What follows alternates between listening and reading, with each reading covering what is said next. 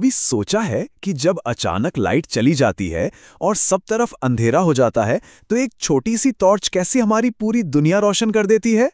देखने में तो ये एक बहुत ही मामूली सी चीज लगती है, लेकिन इसकी रोशनी के पीछे ना साइंस के कुछ बड़े ही कमाल के सिद्धांत छुपे हैं।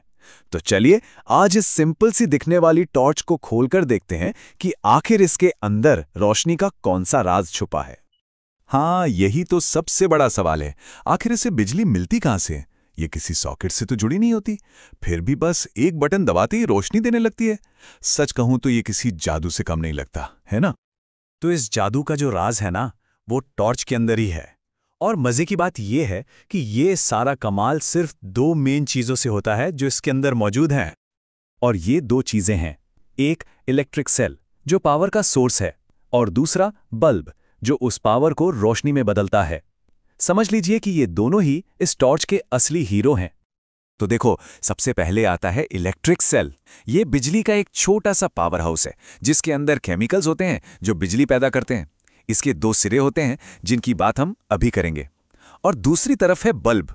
बल्ब के अंदर ना एक मकड़ी के जाले जैसा बहुत ही पतला तार होता है, उसे फिलामेंट कहते हैं।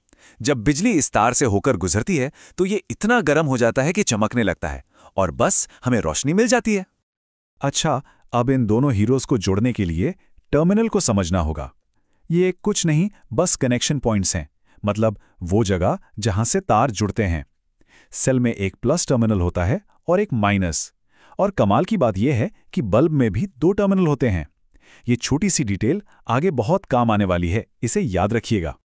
ठीक है, तो अब हमारे पास पावर का सोर्स भी है यानी सेल, और लाइट का सोर्स भी है यानी बल्ब। अब चैलेंज ये है कि सेल की बिजली को बल्ब तक पहुंचाएं कैसे ताकि वो जल सके। बस यहीं से आइडिया आता है इलेक्ट्रिक सर्किट का, यानी विद्युत परिपथ का। चलिए एक छोटा सा टेस्ट करते हैं। अगर हम सेल और बल्ब को अलग अलग तरीकों से तारों से जोड़ें तो क्या हर बार बल्ब जलेगा? आइए कुछ तरीके देखते हैं और पता लगाते हैं कि बल्ब को जलाने का सही तरीका आखिर है क्या। तो इस पहले अरेंजमेंट को देखिए। यहाँ तार सेल के प्लस टर्मिनल से निकलकर बल्ब के एक सिरे से जुड़ता है और फिर बल्ब के दूसरे सिरे से निकलकर वापस सेल के माइनस टर्मिनल पर आ जाता है। मतलब एक पूरा गोल चक्कर बन रहा है, रास्ता कहीं से भी टूटा नहीं है और नतीजा बल्ब जल उठा। लेकिन अब जरा इस वाले अरेंजमेंट को देखिए। यहां रास्ता बीच में ही कहीं टूट गया है, कनेक्शन अधूरा है, बिजली को वापस आने का कोई रास्ता ही नहीं मिल रहा, और इसीलिए बल्ब नहीं जलता। इससे हमें एक बहुत ही जरूरी नियम पता चलता है, और वो नियम है इलेक्ट्रिक सर्किट का। बल्ब सिर्फ और सिर्फ तभी जलता है जब बिजली को बहने के लिए एक पूरा बंद रास्ता मिलता है। सेल के एक टर्मिनल से शुरू होकर बल्ब से होते हुए वापस दूसरे टर्मिनल तक, इसी पूरे रास्ते को इलेक्ट्रिक सर्किट कहते हैं। सीधी सी बात है, अगर रास्ता टूटा तो रोशनी बंद। और जब बिजली इस पूरे रास्ते पर दौड़ती है तो उसकी एक फिक्स डायरेक्शन होती है। ये हमेशा सेल के प्लस टर्मिनल से निकलकर माइनस टर्मिनल की तरफ बहती है। अब जरा सोचिए, क्या हम हर बार टॉर्च जलाने के लिए तारों को हाथ से जोड़ेंगे और हटाएंगे? नहीं ना, ये तो बहुत मुश्किल काम है।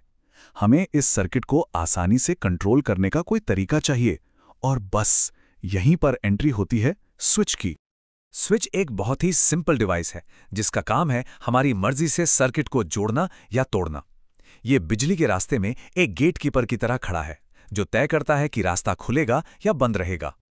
इसे ना एक पुल की तरह समझिए।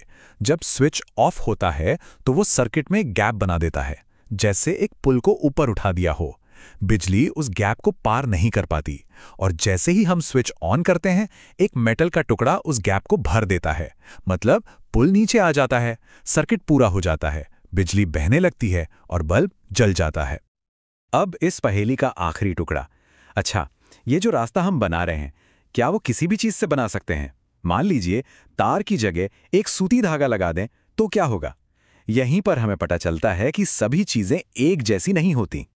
यहां दो तरह की चीजें होती हैं। एक होते हैं कंडक्टर यानी सुचालक। ये बिजली के लिए हाईवे की तरह हैं जो उसे आसानी से गुजरने देते हैं। और दूसरे होते हैं इंसुलेटर यानी कुचालक। ये बिजली के लिए एक दीवार की तरह हैं जो उसे आगे बढ़ने से रोक देते हैं। अब देखिए क्या होता है जब हम उस सर्किट के गैप को अलग अलग चीजों से भरते हैं। जब एक लोहे की कील रखते हैं तो बल्ब जल जाता है। इसका मतलब लोहा एक कंडक्टर है। लेकिन अगर उसी जगह रबर या प्लास्टिक रखें तो बल्ब नहीं जलता, क्योंकि वे इंसुलेटर हैं।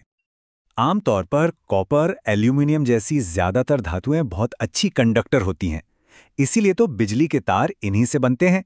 वहीं प्लास्टिक, रबर और लकड़ी अच्छे इंसुलेटर हैं। और एक मजे की बात बताऊं, हवा, जी हां, हवा भी एक इंसुलेटर है। तभी तो जब स्विच ऑफ होता है तो हवा का वो छोटा सा गैप ही बिजली को बहने से रोक देता है। तो चलिए अब सारी कड़ियों को जोड़ते हैं। टॉर्च के अंदर जब हम स्विच ऑन करते हैं तो वो सर्किट को पूरा कर देता है। सेल से बिजली निकलती है, मेटल के कंडक्टर पार्ट से होती हुई बल्ब के फिलामेंट तक पहुंचती है और फिलामेंट चमकने लगता है। और ये सब कुछ एक प्लास्टिक के खोल के अंदर सुरक्षित रहता है, जो एक इंसुलेटर है। और यहीं पर एक बहुत ही जरूरी सेफ्टी की बात आती है। हमारा शरीर भी बिजली का एक अच्छा कंडक्टर है। यही वजह है कि इलेक्ट्रिशियन हमेशा रबर के दस्ताने पहनते हैं और उनके टूल्स जैसे कि पेचकस वगैरह के हैंडल पर प्लास्टिक का कवर होता है। ये इंसुलेटर ही उन्हें बिजली के झटके से बचाते हैं।